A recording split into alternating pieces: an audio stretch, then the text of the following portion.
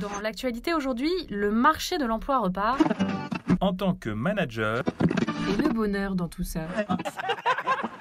Lorsqu'un nuage plane sur toute une équipe et que la tension est palpable, le manager doit pouvoir inverser la tendance, surtout à l'approche des entretiens annuels.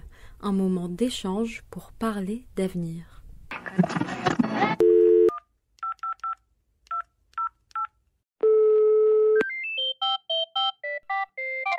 Service après-vente du manager, bonjour! Oui, bonjour, je vous appelle parce que je sens que l'ambiance est tendue dans mon équipe et les entretiens annuels approchent. Je dois aussi être préparé vu le contexte actuel. Quelle posture je dois tenir? Alors un instant s'il vous plaît, ne quittez pas.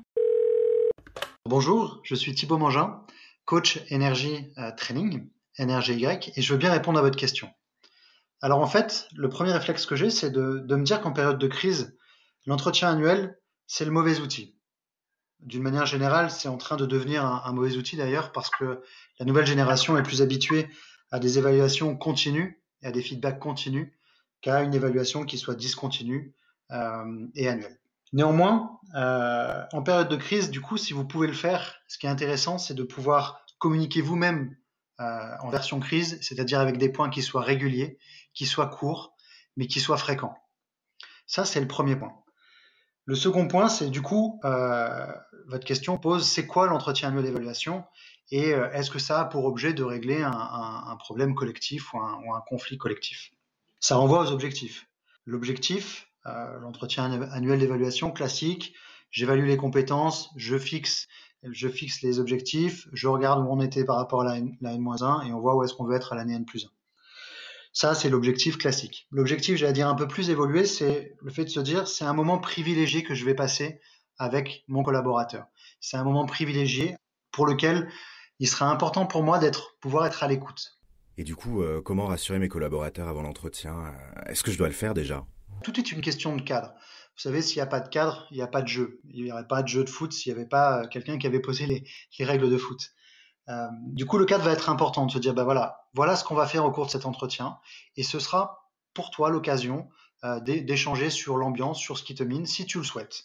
Voilà, ce sera pas obligé, et moi je serai dans une position qui sera celle de la bienveillance, qui sera celle de la neutralité, et puis je souhaite que cet entretien soit authentique. Est-ce que vous auriez des conseils à me donner sur la formulation des questions et puis des réponses? Très clairement, il faut favoriser les questions qui sont ouvertes et les plus larges possibles, afin de laisser la place aux collaborateurs pour pouvoir s'exprimer. Tout ce qui ne s'exprime pas s'imprime. Et donc, ce sera l'occasion de pouvoir laisser la parole aux collaborateurs, d'offrir cet espace-là, et surtout de pouvoir se taire lorsque le collaborateur parle. Les questions ouvertes seront les questions à favoriser. Faites très attention avec vos oui mais. Le mais annule tout ce qui vient d'être dit avant, alors il faut le savoir. Et en même temps, faites attention également au on. Vous savez, le on qu'on utilise pour cacher le je. Lorsqu'il y a des choses à dire, c'est je ou c'est nous. Attention au on. Mais du coup, comment projeter mes collaborateurs vers un futur moins en crise? L'être humain, pour prévoir l'avenir, fonctionne un petit peu comme les bourses en action, c'est-à-dire qu'on va aller chercher dans le passé les choses pour les projeter dans l'avenir. Et donc, il faut faire attention à ce que l'on souhaite projeter dans l'avenir. Si l'on reparle des éléments qui ont pu être marquants et blessants dans l'équipe, il faut faire attention à ne pas y passer trop de temps, ou du moins à prendre de la hauteur par rapport à ça. Et du coup, pour prendre de la hauteur, il y a des questions qui peuvent se poser sur j'entends bien que, etc. Et en même temps, en quoi est-ce aussi important pour vous? Je réalise à quel point cette situation a pu être, etc. blabli. Qu'est-ce que cette situation produit en vous? Qu'est-ce qu'elle vous empêche de faire? L'idée, ça va de permettre aux collaborateurs de prendre de la hauteur par rapport aux situations du passé pour pouvoir le projeter directement dans le présent et dans l'avenir, dans une situation, j'allais dire, qui soit plus désirable. Ça peut se faire avec des questions du type tiens, si ce dont tu parles n'existait pas, comment est-ce que nous serions aujourd'hui? Quel progrès immédiat nous pourrions mettre en place pour améliorer la situation que tu décris? Et très important, quelle contribution tu serais prêt à apporter au groupe pour qu'est-ce que toi tu aurais envie de faire pour participer à? Et tout de suite de pouvoir projeter entre guillemets le collaborateur dans l'avenir. Donc réfléchir dans le passé, l'amener à parler du passé, c'est bien, et en même temps le faire d'une façon intelligente, c'est-à-dire en permettant au collaborateur de prendre de la hauteur pour ensuite le projeter dans un présent et dans un avenir qui soit plus désirable avec une contribution de la personne et orienté solution. Au final, c'est quoi le plus important dans un entretien annuel en période de crise? Ce qui est réellement important, c'est pouvoir distinguer ce qui est de l'ordre des faits, ce qui est de l'ordre du ressenti et ce qui est de l'ordre des opinions.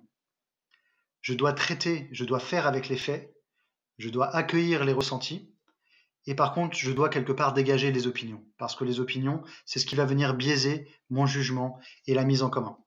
Il y aura des outils et des actions à mettre en œuvre au niveau de l'équipe par la suite. Par exemple, le bilan de fonctionnement à faire avec ses équipes, c'est simplement prendre un temps avec son équipe pour s'interroger sur, tiens, comment est-ce qu'on fonctionne ensemble?